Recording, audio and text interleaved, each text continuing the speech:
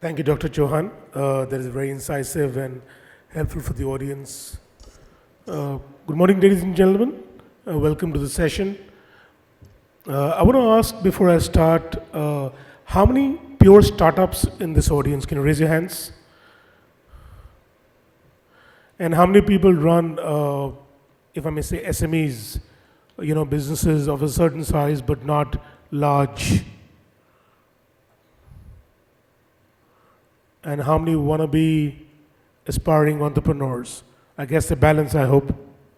Okay, so interesting. So we have a very nice mix of audience over here, right from people who are aspiring entrepreneurs to startups to people running SMEs.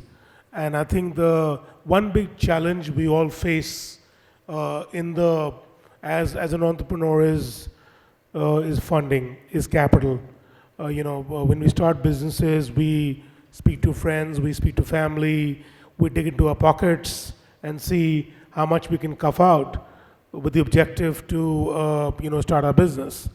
But every day when you get up, the only thing you look at is your cash flow, and you say, okay, how much is left? Where is the money coming from? And that is something which I'm sure crosses your mind each day, each night, every time you get up and sleep during the day and night, because the one thing which can make and break business is capital. And I can only tell you that if you look at statistics across the world, you'll notice that many businesses have failed and some very good ones, right, for lack of capital. So, when they say that, businesses have to be successful, yes, you need good management, you need good business ideas and strategies. But the third element called resources, which is capital. And you could have great idea, you could be well-educated, well-meaning, aspirational, but if you don't have the money, then frankly speaking, the game will stop at some point in time. So your objective should be, therefore, as entrepreneurs, whatever stage of business you want to take it at, that there should be capital availability and coming, and all of us are not necessarily God gifted to have capital coming our way, from either project, from our parents or the likes, and therefore we need to organize capital from third party sources. I'll take a minute to give you just a 1 minute background as to what's happening in the market, and then I will bring in the various panelists and speak about specific areas within these segments. And what we'll do at the end of this discussion is we will throw this panel open for questions to all of you. I would urge you to ask questions. Be frank, be open, don't feel shy. We all have been through this. We all are entrepreneurs, and that's the only way you can actually learn and gain some experience from this panel.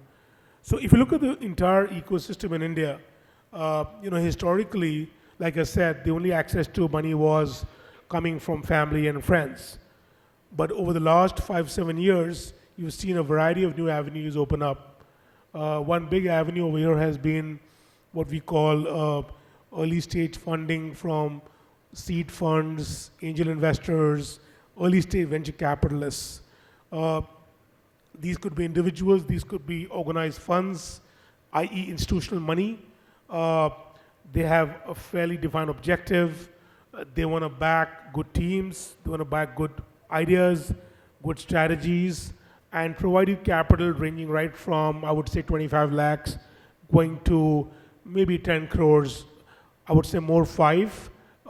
That's the kind of money these people sign up in the initial stage to entrepreneurs.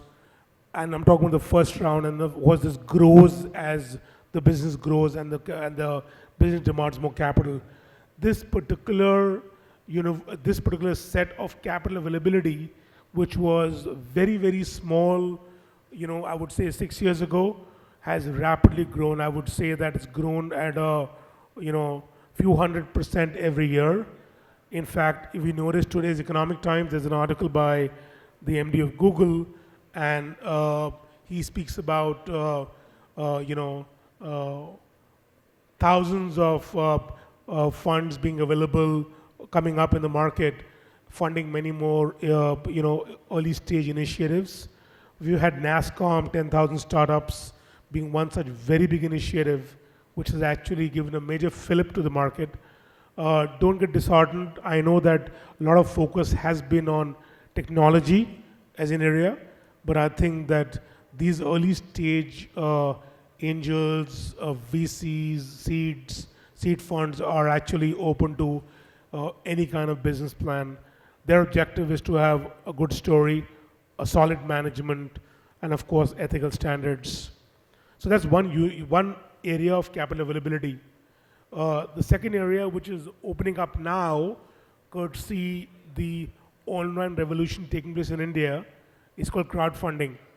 It's an area which is SEBI had just taken out draft regulations, and as late as June 2014. Essentially, what this will do is it will allow you to post your plan in some online, I would say, website or portal, and people can then ping you to give you money. So basically, you can raise money from the unknown out in the online world, right, with your business idea. I think it's early days right now for two reasons. One, of course, is that there are no organized and established crowdfunding portals in India who have actually set up. A number of people are actually trying this, the business. And second is that the regulations of SEBI are still in draft form, and hopefully over the next few months, I would dare say under 1 year, you will find lots of activity on this front. The third area where you may like to evaluate also, depending upon the kind of business you do, is often government has lots of schemes on early stage. Don't ignore them, right? Some are technology led. I mean, I know that the government has recently announced 10,000 crore venture capital fund. Of course, we have still to figure out how it will find light of day, but it just gives you a step in the direction saying that how the government is seized of the fact that entrepreneurship development is vital to growth of India, and therefore anything they can do to further that cause will be helpful. So that's the third avenue, and again, different ministries have different allocations. Sometimes they're not early stage, but they are more SME, but it's an area you should tap. They're very often sector specific. As you move along the cycle of fundraising, I mentioned early stage and venture, you'll also notice that this chain of money is available virtually right till you list or even post-listing.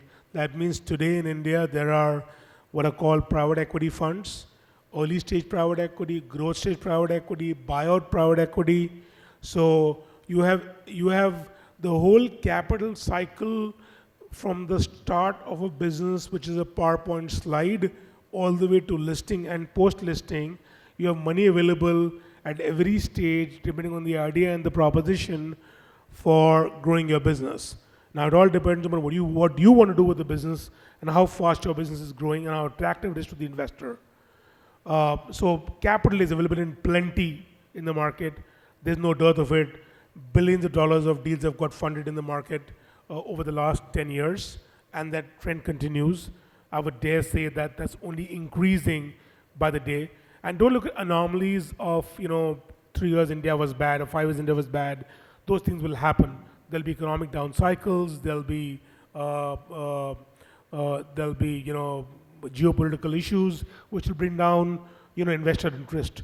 But by and large, our feeling over here is that, given the fact that directionally India is a good story, which is what most people are saying, right? There's a lot of scope for entrepreneurship.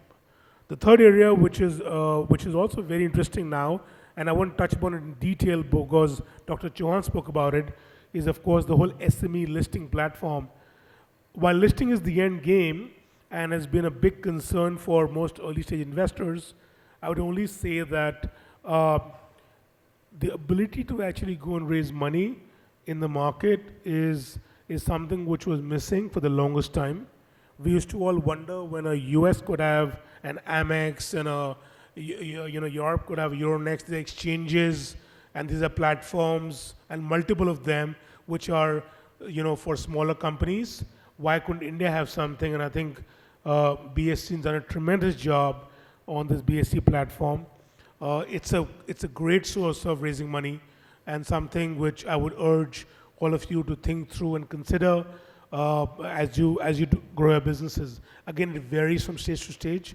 I would think today it's more relevant for an SME kind of business as opposed to a startup. But you never know what the business proposition is. And of course, last but not the least is the debt part, right? It's been there for the longest time. It continues. You should know that SME debt is the bulk of debt in India, and therefore banks, both private sector and public sector now, have a renewed focus and effort on providing all forms of debt at sometimes attractive terms to foster entrepreneurship. And this is more or less a charter with most banks. So and in every time you grow a business, you would need that money, you would need some debt, for growth of the business in terms of capital structure. So if you look at this entire picture, you will notice that there is fair amount of fund availability, right? But yet we all challenged. We all challenged that despite all the money, wag around, we get the money.